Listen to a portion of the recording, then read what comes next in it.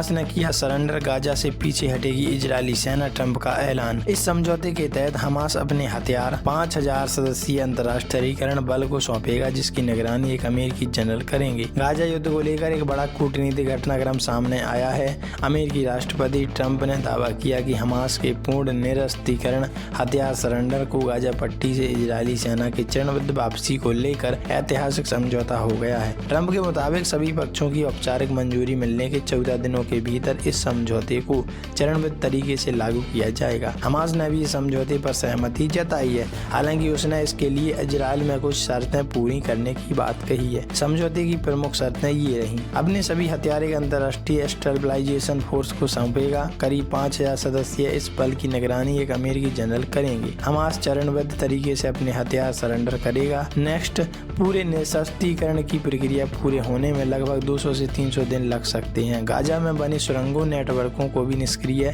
किया जाएगा। निरस्त्रीकरण पूरा होने के बाद इजरायली सेना चरणबद्ध तरीके से गाजा से पीछे हटेगी। अंतर्राष्ट्रीय स्थिरीकरण बल नई फिलिस्तीनी पुलिस को प्रशिक्षण देगा। समझौते के तहत नई फिलिस्तीनी सरकार का गठन किया जाएगा, जो पुलिस बल के साथ मिलकर प्रशासन संभालेगी। ट्रंप ने किया समझौते का ऐलान। अमेरिकी राष्ट्रपति डोनाल्ड ट्रंप ने सोशल मीडिया पर इस समझौते की घोषणा करते हुए कहा कि यह गाजा में स्थायी शांति की दिशा में बड़ा कदम है।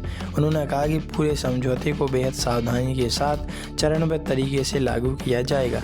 ट्रंप के अनुसार जैसे ही हमास का निरस्त्रीकरण पूरा होगा, इजरायली सेना गाजा से वापस लौटना शुरू कर देगी।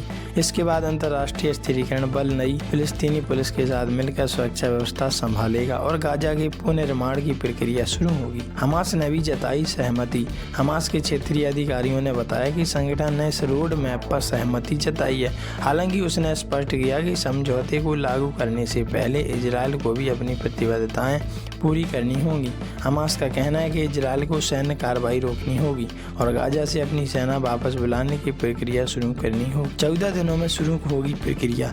गुरुवार को जारी मसौदा योजना के मुताबिक सभी पक्षों की औपचारिक मंजूरी मिलने के 14 दिनों के भीतर समझौते को लागू करने की प्रक्रिया शुरू कर दी जाएगी। इसके तहत गाजा में नई तकनीकी फिलिस्तीनी सरकार का गठन होगा, जो अंतर्राष्ट्रीय बोर्ड ऑफ पीस और नई पुलिस व्यवस्था के साथ मिलकर प्रशासन चलाएगी।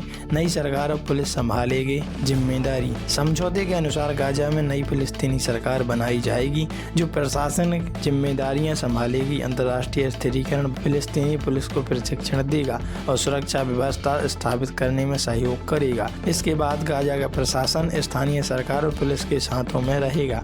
वैसे आप इस बारे में क्या राय रखते हैं, कमेंट में लिख के जरूर बताएं।